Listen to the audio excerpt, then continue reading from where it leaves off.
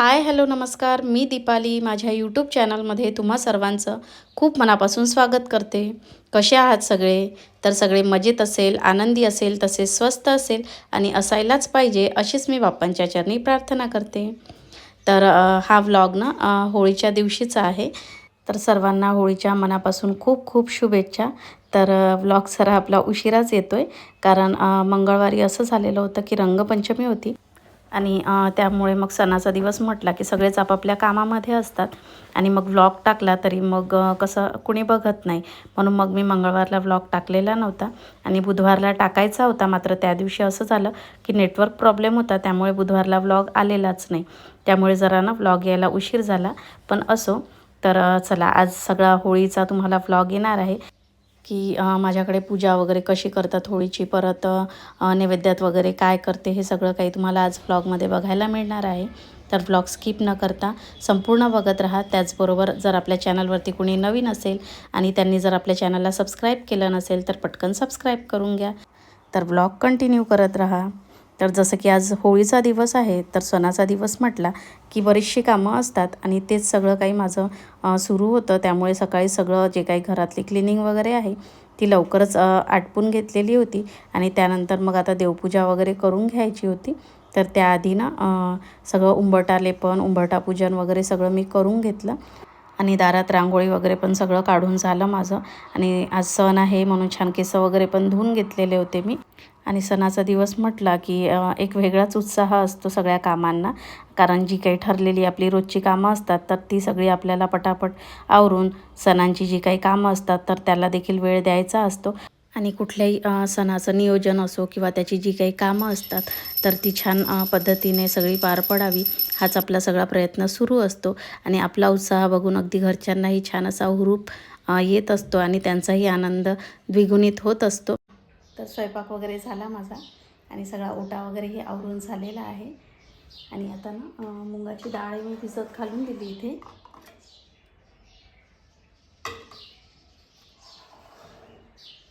कारण ती भिजायला थोडा वेळ म्हणजे लागतो, म्हणून म्हटलं भिजत घालून देते।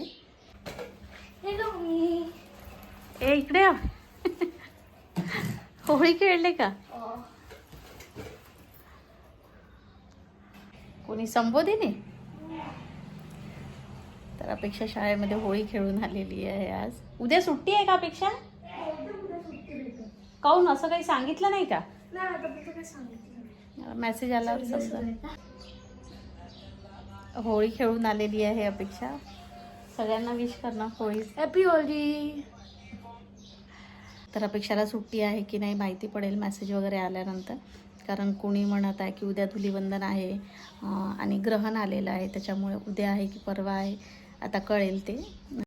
तर आत्ताच अपेक्षा शाळेतनं आलेली होती आणि चला सकाळची माझी सगळी कामं आवरून झालेली होती, सकाळचा स्वयंपाक वगैरे, आणि आता सायंकाळच्या स्वयंपाकाची मला तयारी करायची होती, म्हणून ना मुगाची डाळ वगैरे पण भिजत घातलेली होती मी। आणि आता इकडे मला ना पुरण करायचं होतं, कारण होळी म्हटली की ती पुरणाच्या पोळीशिवाय अपूर्णच असते, म्हणून ना डाळ वगैरे छान स्वच्छ करून घेतली आणि इकडे कुकरला मी लावून दिली आणि त्याच्या 4 शिट्या करून घेतल्या। तर बघू शकता डाळ अगदी छान मऊ अशी शिजलेली आहे आणि त्यामध्ये थोडं पाणी वगैरे आहे का ते सगळं मी बघून घेतलं डाळीत, कारण साखर वगैरे टाकताना त्यात पाणी अजिबात असायला नको, नाहीतर ते अजून जास्त पातळ होतं आपलं पुरण, म्हणून मग ते बघून घेतलं आणि त्यानंतर साखर वगैरे टाकली। तर साखर अगदी समप्रमाणात टाकत असते मी, म्हणजे कारण पुरण म्हटलं की अगदी गोडच छान वाटतं ते पुरण चवीला, तर त्यामुळे ना अगदी समप्रमाणात साखर टाकली तर अगदी चवीला ना खूप छान बनतं पुरण। आणि त्याचबरोबर थोडं मीठही घातलेलं आहे मी छान चव येण्याकरिता। परत मुगाची डाळ ना छान भिजलेली होती, म्हणून ती पण चाळणीत काढून ठेवली, म्हणजे त्याचं पाणी वगैरे निथळलं की डाळ बारीक करताना ना मग ती आसट होत नाही आणि छान होतात ते वडे वगैरे पकोडे जे आपण बनवतो ते। तर आता पुरणही छान शिजलेलं होतं आणि शेवटी त्यात मी छान ना भरपूर अशी विलायची पूड परत जायफळ वगैरे ना टाकलेलं होतं। तर आता इथे पुरण यंत्रामध्ये सगळं पुरण ना काढून घेणार। तर अपेक्षा ही थोडी मदत करत होती माझी आणि तिलाही आता इथे फिरवायचं होतं पुरण यंत्र, आणि मुलींना या सगळ्या गोष्टींची आवड असतेच, तर तिची लुडबुड सुरू होती माझ्या मागे त्याच्यासाठी. आणि आपणही लहान असताना असंच असायचं. अशी काही कामे म्हटली की अगदी आवडीने करायची आणि आईच्या अगदी मागे मागे असायचं. तर चला पुरणही सगळं झालं आणि इकडे मी आता ना बाहेर आलेली होती. तर इथे ना बघा तुम्हाला मागच्या साईडने दिसतंय तिथे होळी तयार केलेली आहे. तर आणि सायंकाळी मग इथे ना दहन वगैरे होत असतं छान होळीचं. तर ती खाजगी म्हणजे होळी आहे. जे समोरचं घर दिसतंय ना तुम्हाला, तर त्यांच्या घरची असते ती होळी. आणि मी पूजा वगैरे करायला जाते तर ती सार्वजनिक होळी ना सायंकाळी कालीमातीचं जे मंदिर आहे तर तिथे पेटत असते. तर ते तुम्हाला व्लॉगमध्ये पुढे दिसेलच. तर चला आता जे काही बाकीचं राहिलेलं आहे तेवढं करून घेते. इकडे आता मी कुकर वगैरे ना लावलेला आहे. तर इकडे अपेक्षा ना तिच्या मैत्रिणींसोबत खेळत होती. आणि उद्या जसं की रंगपंचमी आहे तर उद्या कसं खेळायचं, काय खेळायचं, ते सगळं त्यांचं प्लॅनिंग ना सुरू होतं. तर मग सायंकाळ झालेली होती आणि मग अपेक्षाही घरी आलेली होती. आणि मग तिने देवाजवळ तुळशीजवळ वगैरे ना दिवा वगैरे लावून घेतला. कारण मीही जरा आता किचनच्या कामात होती. तर राहिलेली सगळी कामं इकडे सुरू होती. तर मी देखील ना फ्रेश झालेली होती. आणि त्यानंतर मग भाजी वगैरे करून घेतली. परत कढी वगैरे सगळं झालेलं होतं. आणि त्यानंतर मग आता मुगाच्या डाळीचे ना थोडे वडे केले मी आणि काही पकोडे काढले होते. कारण मुलांना ना पकोडे आवडतात म्हणून मग काही पकोडे आणि काही वडे केले होते मी. तर खरंच दिवसाला ना खूप महत्त्व असतं. कारण या सणाच्या निमित्ताने घरामध्ये छान असे पंचपक्वान्न वगैरे बनत असतात. एरवी तर आपण वेगवेगळे पदार्थ हे घरात बनवतच असतो. मात्र सणाच्या दिवशी ज्या गोष्टीला महत्त्व आहे तर त्या सगळ्या गोष्टी ना त्या दिवशी बनत असतात. आणि त्या विशिष्ट दिवशी ते सगळे विशिष्ट बनलेले पक्वानालाही एक वेगळीच चव असते. आणि ह्या सगळ्या गोष्टी आपण प्रत्येक गृहिणी अगदी उत्साहाने आणि आनंदाने ह्या सगळ्या गोष्टी करत असतो. तर तो सगळा आनंद उत्साहानं आपोआपच जेवणाच्या स्वादामध्ये ना उतरत असतो. आणि चला इकडे आता माझ्या पुरणाच्या पोळ्याही झालेल्या होत्या आणि पुरणाची पोळी मस्त अशी टम्म फुगलेली होती. आणि अशी पोळी जेव्हा बनते ना तर खरंच बघून ती ना खूप छान वाटतं अगदी. तर चला आता स्वयंपाक वगैरे सगळा झालेला होता. आणि जे पूजेचं मला सगळं साहित्य वगैरे काढायचं होतं तर ते सगळं पूजेचं ताट वगैरे ना तयार करून घेतलं. गाठी वगैरे मी बोलावली होती सक्षमच्या हाताने.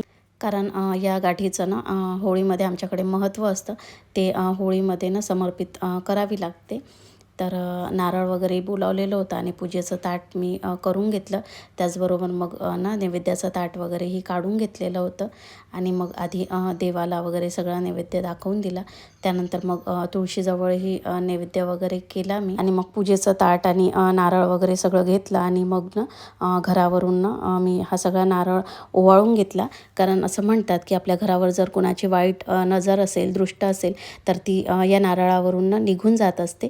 कारण जसं की आपण हा होळीचा सण म्हणजे वाईटावर सत्याचा विजय असाच या दृष्टीनेच आपण साजरा करत असतो. म्हणून जर आपल्या घरावर जर असं कुठल्या वाईट शक्तीचा प्रभाव असेल तर निघून जाते. म्हणून मी दरवर्षी ना नारळ असा ओवाळून तो या होळीमध्ये ना दहन करत असते. कारण आपल्या बायकांचं असं असतं की आपल्या कुटुंबासाठी, आपल्या परिवारासाठी आपल्याला जे करता येईल ते सगळंच आपण करण्याचा प्रयत्न करत असतो. म्हणून मी दरवर्षी अगदी ना हे सगळं करत असते. तर आता प्रदक्षिणा घालून पाणी वगैरे टाकून जी काही पूजा वगैरे असते तर ती सगळी मी होळीची करून घेतली. आणि नैवेद्य वगैरेही करून घेतला. मुलांनीही नमस्कार वगैरे करून घेतला. आणि त्यानंतर आता बघा यांची इथे होळी सुरू होती. तर गुलालनी दोघंही जण तिथेच खेळणं सुरू झालेलं होतं अगदी. आणि तिथेच जवळ ना माझ्या नंदेचं घरही आहे. तर माझा भाचाही आलेला होता. तर सगळ्यांची थोडीशी मस्ती वगैरे सुरू होती. आणि त्यानंतर मग मी माझ्या नंदेकडे आलेली होती. तर त्यांनाही गुलाल वगैरे लावून घेतला. आणि जरा वेळ थोडा गप्पा वगैरे केल्या आणि मग घरी आलो. आणि मग सगळ्यांची जेवणं वगैरे झाली. तर असा होता आजचा सगळा होळीचा माझा संपूर्ण दिवस. तर चला आता इथेच व्लॉगचा एंड करते. तर तुमच्याकडे होळी कशी साजरी करतात नक्की कॉमेंटमध्ये सांगा. आणि आजचा व्लॉग जर तुम्हाला आवडला असेल तर जरूर लाईक करा. तर भेटूया अशाच एका छानशा व्लॉगमध्ये. तोपर्यंत बाय बाय.